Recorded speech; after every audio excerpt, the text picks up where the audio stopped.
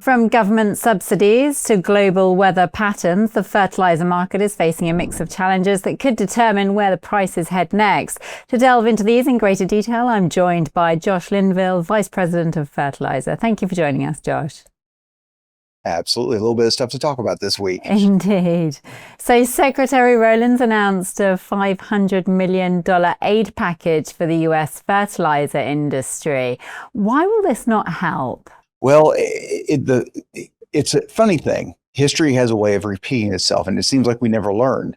If everybody listening remembers, back in, I think it was 2022, then Secretary Vilsack announced a $250 million package that he rolled out during Commodity Classic. And that was largely, I hate to say it this way, but largely laughed at.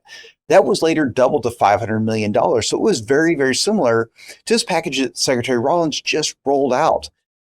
Well, the $500 million package back then in 2022 obviously did nothing to help us during this last run-up of prices that we saw. So it's hard to look at back at 2022, see the very little amount that helped, and then see the same program that mirrors it very, very closely and think this is going to make a big difference. This one's going to be different. Now, in terms of the details of it, it's a total of $500 million. The range awards are anywhere from $15 million to $150 million. And don't get me wrong, those are massive amounts of money. And to you and I, that would be life-changing. That would be generational thinking or changing. But when it comes to the fertilizer market, it's not very much money. So if you apply for the package and you get approved, you have to show that you can match that amount. If you ask for $15 million, you have to show that you're putting in at least $15 million yourself. The applications are due before August 16th of 2026. And what they're trying to focus on are things that are already ready to go, not brand new things where they got to get through all the engineering and everything like that. It's shovel ready. That's what they want. Shovel ready, independent, secure manufacturing projects. This is all the things that she had said in her statement. So again, we appreciate the attention. And it's not to sit there and say that $500 million is not a big amount of money. It absolutely is. But when you think about the single biggest need for North America, for the US, it's urea production. We import over 5 million tons, so we need to build more nitrogen production. Those production plants are going to cost nearly $5 billion. If they gave all $500 million of this to one company with the intent of building a new nitrogen production facility, it wouldn't be enough of an initial down payment to get the project going. So that's kind of the disappointment, kind of the struggle with it. It's like, it's great. We appreciate the attention. We appreciate the investment. It just falls a little short of what we need to really get this thing fixed for the next generation of farmers. And so how do current urea values fare with recent history, with bearish news being released? Yeah, so with the Strait of Hormuz reopening, in some respect, it's not back to normal, right? You're still seeing vessels going into the strait being a little bit slower, exporting vessels maybe not near normal, but at least they're moving. At least we see China starting to talk about exporting.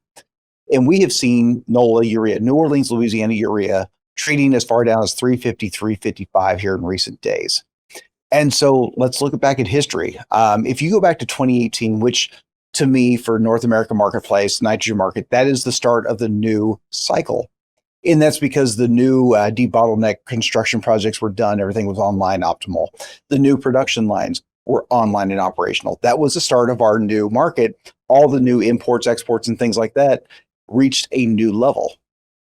If you look at that, about half of the weeks going back to the start of 2018 have been at or cheaper than where NOLA urea is today.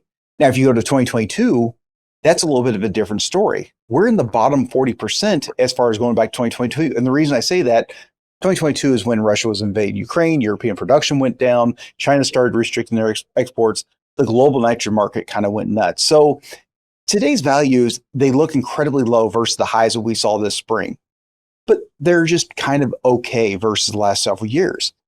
Unfortunately, when you start to look at these values versus corn, since 2022, again, we're kind of in that bottom 40%. It's okay. It's not great. It's not terrible. The same thing for 2018. Just over half of the weeks were better valued than where we are today. So we've seen this massive fall off of values, and there's a big justification for us not going much lower than we already have, but it's just not a number that stands out to get really, really excited about. So, and I think that's the problem the market's having. People are looking at the urea value, they're looking at the grain value, they're looking at farmer financing and saying, I'm just not really happy to jump up and down and start locking into this. Let's wait and let's see if something happens later on. I will say the market, globally speaking, is trying really hard to set a price for where we're at today. We'll see if it holds. And then global urea and phosphate markets need to pay heed to India's monsoon season. What's happening there? Yeah, so normally we have these demand cycles from India. Their demand, it just comes and they have to come out into the world and buy these, 750, a million, 2 million ton purchase tenders. And normally you don't have to really think much about it. They're going to come. It's just a matter of what day and how many tons they look for. Right now, both the urea and the phosphate markets need to pay very, very close attention. The Indian farmer, as we all know, doesn't care about global pricing. Doesn't matter what global volatility is. They don't see it. The government sets their price low and steady. And so they don't care about all these things.